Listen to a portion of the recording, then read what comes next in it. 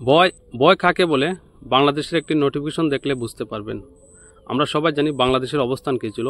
বাংলাদেশের সংখ্যাগরিষ্ঠ লোকই ছিল ভারতের বিরুদ্ধে এবং ভারতবাসীর বিরুদ্ধে ছিল, বিশেষ করে হিন্দুদের বিরুদ্ধে ছিল। আজ যে নোটিফিকেশনটি জারি করলো সেটা থেকে বোঝা যায় যে বাংলাদেশ কত ভয় পেয়ে গেছে। তো আমি নোটিফিকেশনটি পড়ছি, নোটিফিকেশনটি দেখলেই বুঝতে পারবেন যে ভয় কাকে বলে। আসলে এই ভয় দেখে আমার খুব ভালো লাগলো, খুবই খুশি। আর বাংলাদেশকে এটাই বলবো, এইভাবেই ভয় ভীতি হয়ে থাকো, ভয়হীন হয়ে না, নতুবা খারাপ দিন আসতে পারে। বর্তমানে তো আশা করে দেখছো কি হচ্ছে পাকিস্তানের সাথে।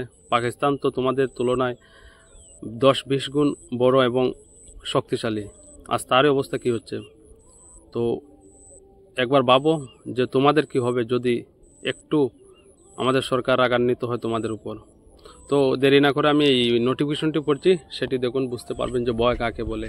এটা প্রজাতন্ত্রী বাংলাদেশ সরকার, Bangladesh police, police headquarters, Dhaka, operation শাখা।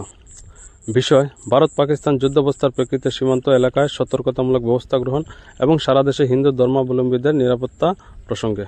উপযুক্ত বিষয়ে জানানো যাচ্ছে যে ভারত পাকিস্তান যুদ্ধাবস্থার প্রেক্ষিতে সীমান্ত এলাকায় এবং সারা দেশে হিন্দু ধর্মাবলম্বীদের নিরাপত্তার নিম্নোক্ত ব্যবস্থা গ্রহণের জন্য নির্দেশানুক্রমে অনুরোধ করা হলো। সীমান্ত এলাকায় কোনো দুষ্কৃতী যাতে কোনো প্রকার উস্কানিমূলক আচরণ বা অস্থিতিশীলতা সৃষ্টি করতে না পারে সে বিষয়ে বিশেষ সতর্কতা অবলম্বন এবং প্রয়োজনীয় নিরাপত্তামূলক ব্যবস্থা গ্রহণ করতে হবে। সারা দেশে হিন্দু ধর্মাবলম্বীদের জীবন ও সম্পদের উপর কোনো দুষ্কৃতিকারী যাতে কোনো প্রকার হামলা, আক্রমণ, ভাঙচুর ইত্যাদি না করতে পারে এবং উস্কানিমূলক আচরণ বা অস্থিতিশীলতা সৃষ্টির মাধ্যমে আইনশৃঙ্খলা পরিস্থিতির অবনতি ঘটাতে না পারে সে বিষয়ে বিশেষ সতর্কতা অবলম্বন এবং প্রয়োজনীয় নিরাপত্তামূলক ব্যবস্থা গ্রহণ করতে হবে।